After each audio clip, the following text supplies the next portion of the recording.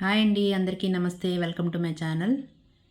ఈరోజు తొట్లకొండను విజిట్ చేయబోతున్నామండి. విశాఖపట్నం నుండి 15 కిలోమీటర్ల దూరంలో భీమిలి వెళ్ళే దారిలో సముద్ర తీరానికి అభిముఖంగా 128 మీటర్ల ఎత్తున ఒక కొండపై ఒక బౌద్ధ క్షేత్రం ఉందండి. అదే ఈ తొట్లకొండ. ఇది ఎంట్రన్స్ అండి తొట్లకొండకి. చూస్తున్నారు కదా, బోర్డు మీద అన్నీ ఉన్నాయి. మనం లోపల ఏంటేంటి విజిట్ చేయబోతున్నాం అన్నది అన్నీ రాసిపెట్టి ఉన్నాయండి బోర్డు మీద. ఈ తొట్లకొండపై స్తూపాలు, చైత్య గృహాలు మరియు విహారాలు అవశేషాలతో 2000 సంవత్సరాల పురాతన బౌద్ధ సన్యాసుల సముదాయమే ఈ తొట్లకొండ అండి. ఈ పైకి రావాలంటే మీకు 10 రూపీస్ వెహికల్కి ఛార్జ్ తీసుకుంటారు. అదే కార్ అయితే 30 రూపీస్ అండి. పైకి వచ్చాక మనకేమీ టికెట్ అయితే ఏం లేదు, ఎంట్రీ ఫ్రీ. ఎంటర్ అవగానే మనకి మరో ప్రపంచంలో ఉన్నట్టు అనిపిస్తుందండి. ఏదో స్పేస్లో ఉన్నట్టు, ఒక చందమామ దగ్గర ఉన్నట్టు మనకి ఫీలింగ్ కలుగుతుంది. అంత బాగుంది ఈ ప్రదేశము. ఇక్కడ సండే టైమింగ్స్ వచ్చేసి 8 AM to 5 PM అండి. Monday to Saturday 10 AM to 5 PM. ఇది క్రీస్తు పూర్వం 200 నుంచి 300 శతాబ్దం మధ్యలో ఈ ప్రదేశం ఓ వెలుగు వెలిగినట్లు చారిత్రక ఆధారాలు చెబుతున్నాయండి.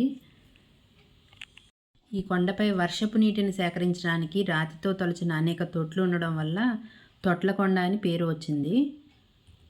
ఇక్కడ కనిపిస్తున్నాయి కదండి, అవే తొట్లు. ఈ ప్రదేశంలో ఎక్కువగా బౌద్ధ మత సన్యాసులు ధ్యానం చేసుకునేవారండి.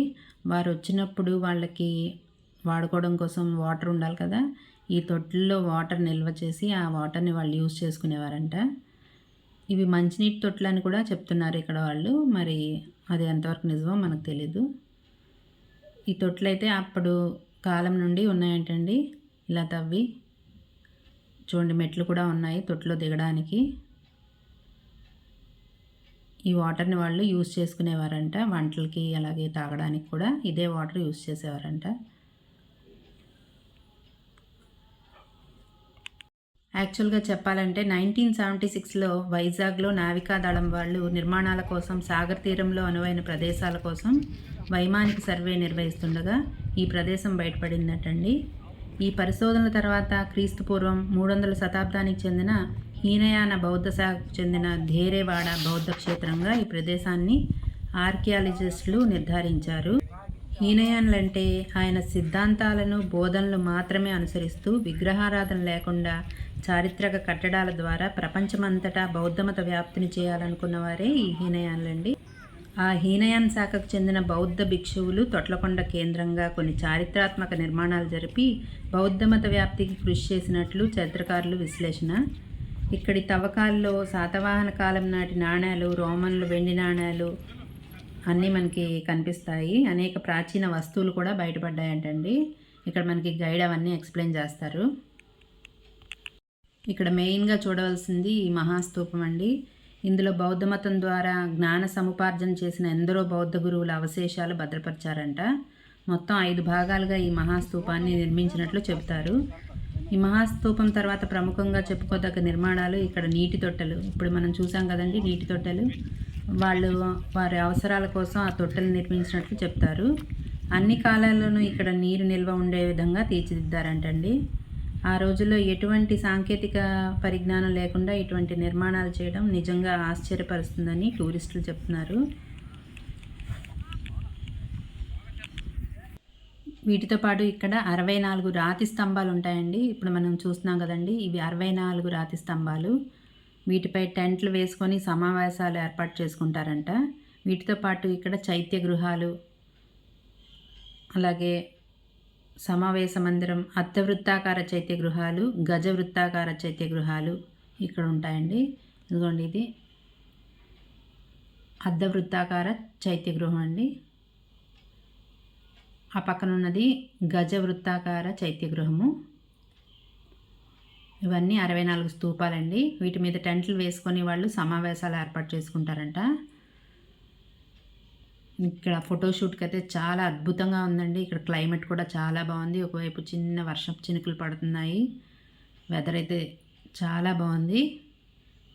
ఇది గజ వృత్తాకార చైత్య గృహం అండి. చూడండి ఎంత బ్యూటిఫుల్గా ఉందో. గజ వృత్తాకార చైత్యగృహము.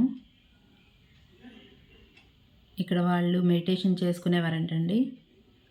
వీటితో పాటు మనం ఇక్కడ విహారాలు, వంటశాల, భోజనశాల, బౌద్ధ భిక్షుగది, సమావేశ మందిరం ఇవన్నీ ఇక్కడ మనం చూడొచ్చండి. ఇవన్నీ కూడా కాల్చిన ఇటుకలతో ఎంతో సుందరంగా తీర్చిదిద్దిన ఈ నిర్మాణాలు నేటికి చెక్కుచెదరకుండా కనిపించడం విశేషము. చైనా, బర్మా మరియు అనేక ఇతర దేశాల నుండి వచ్చే బౌద్ధ సన్యాసులు తమ అభ్యాసాన్ని ముగించే ముందు నెలల తరబడి ఈ ప్రదేశంలో ఉండి ధ్యానం చేసేవారంటండి. ఇవన్నీ 64 స్తూపాస్ అండి. వీటి మీదే టెంట్స్ వేసుకొని వాళ్ళు ధ్యానం చేసుకునేవారంట. అసలు చైత్య గృహం అంటే ఒక చతురస్రాకారపు పీఠం మీద మధ్యలో స్తూపం ఉంటుందండి, గోళాకార స్తూపము. దాన్నే చైత్యం అంటారు. వాళ్ళు దాని మీద కూర్చొని ధ్యానం చేసుకుంటారు. ఇక్కడ వాతావరణం అయితే చాలా ప్లెజెంట్గా ఉందండి. మరో ప్రపంచంలో ఉన్నట్టే ఉంది. ఫోటోషూట్స్ కూడా చాలా బాగుంది ప్లేస్. అది చూస్తున్నారు కదండి, అది భాండాగారం అంటండి. ఆ పెద్ద పొడవుగా కనిపించేది డైనింగ్ హాల్. అక్కడ వాళ్ళందరూ కూర్చొని భోజనాలు చేస్తారంట. వీటినే విహారాలు అంటారండి. వాళ్ళ నివాస గృహాలని విహారాలని పిలుస్తారు. ఇవన్నీ వాళ్ళ తాలూకా విహారాలు. దీన్నే మహాస్తూపం అంటారండి. పేరుకు తగ్గట్టుగానే ఎంత గొప్పగా కనిపిస్తుంది. ఇక్కడ మనకి గైడ్ కూడా ఉన్నారండి. మీకు కావాలంటే గైడ్ పెట్టించుకుంటే అన్నీ అతనే ఎక్స్ప్లెయిన్ చేస్తున్నాడు. అతని దగ్గర ఒక బుక్ కూడా ఉంది. అందులో ఇక్కడ దొరికిన నాణాలు తాలూకా బొమ్మలు, ఇంకా పురాతన వస్తువులు, అవన్నీ ఫొటోస్ ఉన్నాయండి. ఇక్కడికి వచ్చినట్లయితే మీరు గైడ్ని పెట్టించుకోండి. చూడండి, మహాస్తూపం గురించి కూడా చాలా బాగా ఎక్స్ప్లెయిన్ చేస్తున్నాడు అతను. ఇది వ్యూ పాయింట్ అండి. తొట్లకొండపై నుంచి వ్యూ పాయింట్ ఇలా ఉంది. వ్యూ పాయింట్ కూడా మిస్ కాకుండా చూసేయండి. ఈ వ్యూ పాయింట్ నుంచి కిందకి దిగుతున్నప్పుడు మనకి ఒక బుద్ధుడు పార్క్ కనిపిస్తుందండి. ఈ పార్క్లో నిజంగా బోధి వృక్షం కింద బుద్ధుడు ఎలాగైతే కూర్చొని ఉంటారో అలానే ఉన్నారండి. ఇక్కడ కూడా ఫొటోస్ తీసుకోవడానికి చాలా బాగుంది ఈ ప్లేస్. తప్పకుండా విజిట్ చేయండి ఫ్రెండ్స్. నా ఈ వీడియో మీకు నచ్చినట్లయితే లైక్ చేయండి, షేర్ చేయండి.